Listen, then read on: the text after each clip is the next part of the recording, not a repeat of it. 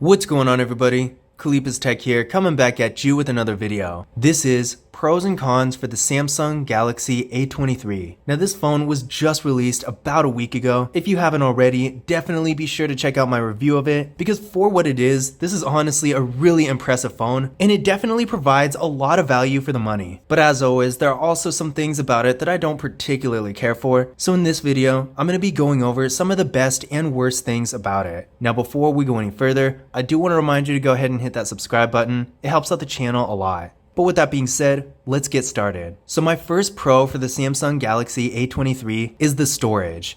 Now, this phone is getting 128 gigabytes of internal storage with microSD card expansion, so that's definitely quite a bit. Now, one thing I do want to make clear, this is not the only variant of the phone. I currently have the international model, which for all intents and purposes is basically the same thing. But that being said, while this specific version does have 128 gigabytes of internal storage, there is another variant out there that has only 64. So just keep this in mind, because depending on the carrier you get when this phone actually does hit carriers, the ones they offer might be a little different. But that being said, 128 gigabytes of internal storage is quite a bit, especially for a more entry-level phone like this, because while there are phones in this price range that do have this much storage, it's not quite as common, and I've seen plenty of phones with a lot less. So if you're a power user, if you have a bunch of apps and photos and videos and stuff like that, you're definitely going to benefit from having extra storage on the phone. And even if you fill that up, you can always expand the storage even more with a microSD card. But even if you're not a power user, if you're just an average user who doesn't do a whole lot with your phone, maybe you have a modest amount of apps and photos and videos, it's still better to have more storage than you think you need, because nowadays, with stuff like the system and apps in general just taking up more and more space, it's better to have storage and never use it than it is to run out.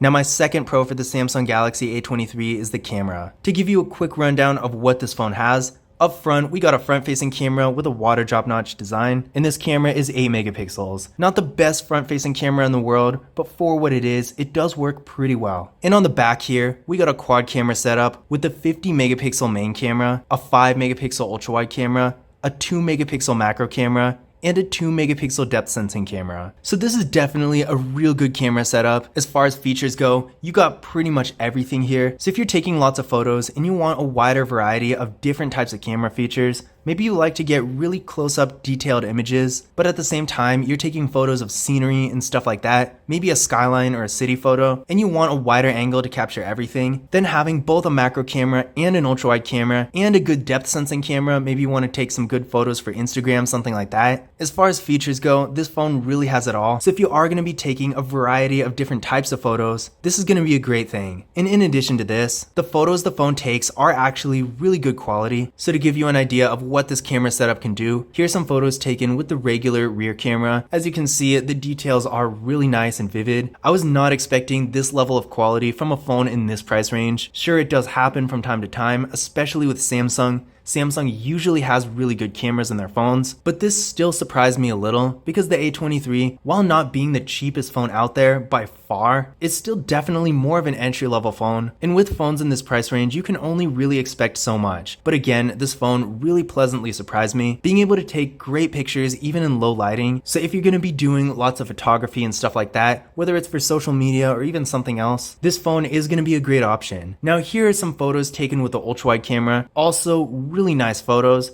There's a little bit of distortion around the edges, but at the same time, it's not like it makes the photos unusable, because they still look really good. Now, here's a photo taken with the front-facing camera. Not the best front-facing camera in the world, but for what it is, I do think it's actually pretty decent. And as you can see, it actually was taken in portrait mode. So in case you're wondering, yes, portrait mode does work in the front-facing camera. Here's a photo taken with portrait mode on the rear camera, and this photo also does look really good. Notice it was in sort of low lighting. The sun was really starting to go down when this photo was taken, and it still does look pretty good. So in general, this phone not only has a bunch of features for the camera, but the actual quality of the photos it takes is really good. So again, if you're going to be taking lots of photos and you want a wider variety of different features, the Samsung Galaxy A23 is a good option for this purpose. Now, my third pro for the Samsung Galaxy A23 is the display. With this phone, we're getting a 6.6-inch 90Hz PLS TFT display with a resolution of 1080p, a PPI of 405, an aspect ratio of 20:9,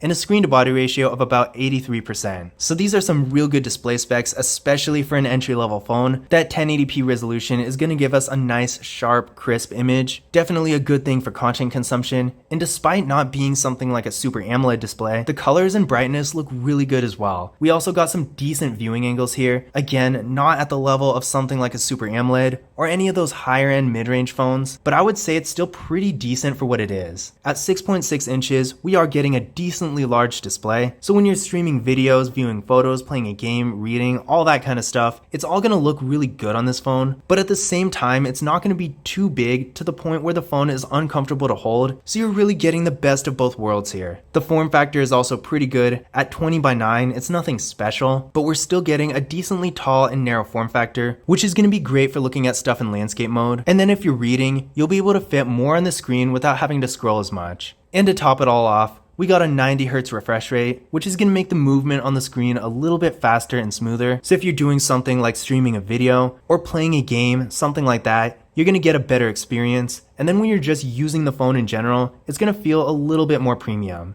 So overall, if you're doing lots of content consumption and just generally want a phone with a really good display, then the Samsung Galaxy A23, especially for its price range, is a really good option. My fourth pro for the Samsung Galaxy A23 is the processor. With this phone, we're getting 4GB of RAM with the Qualcomm Snapdragon 680 4G processor. So you heard that right, this is not a 5G phone. It's only a 4G phone, which some people might see as a drawback, and I know in a lot of my videos I do say 5G is the future, which it is. If you want access to the 5G network, of course, and the latest technology, then of course go with a 5G phone, but if you're not too concerned about that, just keep in mind 4G is not going away anytime soon, and there are still plenty of really good 4G phones out there, and this is definitely one of them.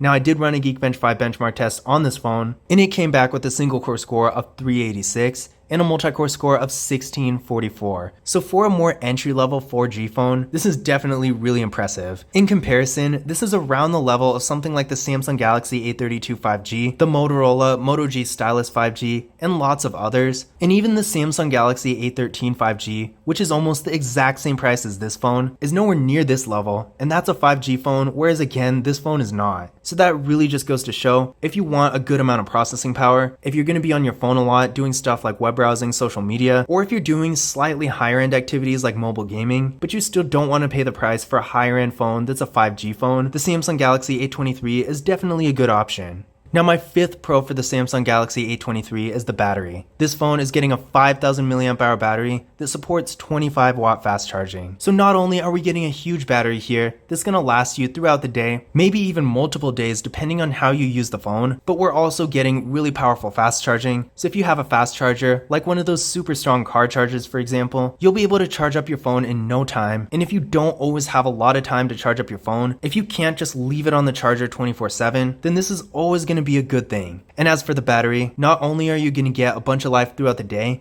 but also down the road as the battery degrades, which all batteries do, you're going to get a lot more longevity, because since you're already going to start out with more battery capacity than you really need, you're not going to notice it degrading nearly as quickly. So overall, if battery life is important to you, you really won't go wrong with the Samsung Galaxy A23. But now that we've gone over some of the good things about this phone, let's talk about some of the not so good things. And I will warn you right now, these are a little nitpicky, because honestly this phone is such a great value that I couldn't really find a whole lot wrong with it. But with that being said, coming in at number 1, my first con for the Samsung Galaxy A23 is the materials. Now this phone does have a pretty decent design. I mean, the front looks nice, sleek, and modern. It doesn't look high-end by any means, but it still does look pretty decent, although I will say I'm not a huge fan of water drop notches. I think hole punch cameras look so much better, so if they could just lose the water drop notch, that would be great. Now the thing I really don't like about this phone is just how plasticky and kind of cheap it feels. Now the build quality itself isn't bad, the buttons feel decently sturdy, but I really don't like this material on the back.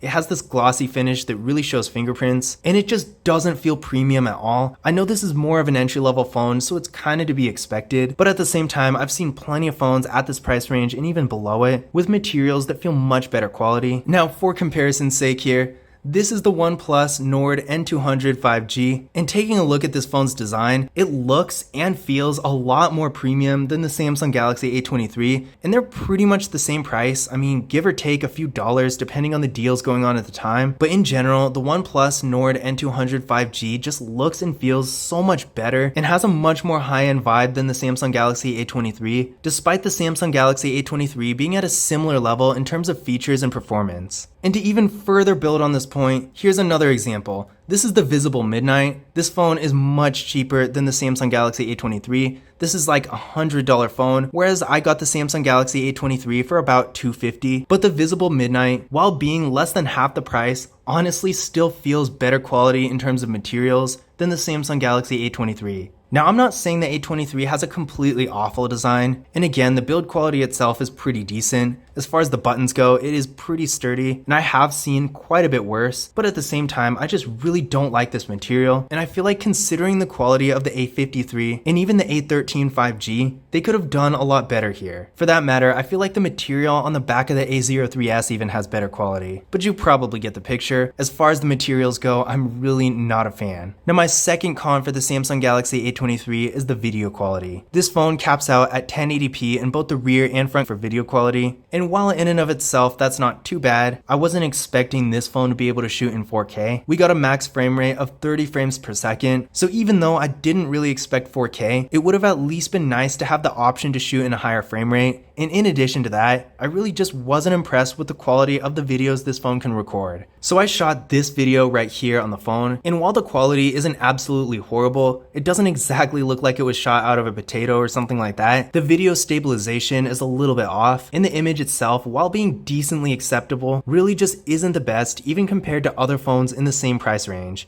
In addition to that, I found the autofocus to be pretty bad. It kept jumping in and out of focus, and I definitely wasn't a big fan of that. That's one issue I have noticed with some of the lower end Samsung phones. The autofocus does tend to be a little bit weird. So in general, while this phone does have a really good camera that can take pretty good pictures, if you're planning on recording lots of videos with this phone beyond something like Snapchat where the quality doesn't really matter, then you're probably going to do better with a different device. My third con for this phone is that there's no wireless charging. Now, did I really expect wireless charging on a phone like this? No, not really. But it's definitely still a feature I'd like to see more of in phones that aren't flagship phones, because I know it's really not that hard to put wireless charging in a phone. And remember, this phone isn't even a 5G phone, so it's not like they had to sacrifice features to cut production costs. They really could have put wireless charging in this phone if they wanted to. I mean, even this Visible Midnight here does have wireless charging, and not only does it have the feature, but it works really well. And again, this is a $100 phone. This is less than half the price of the A23. So even though wireless charging really isn't altogether necessary, it's still a feature that would be kind of nice to have in these lower end phones.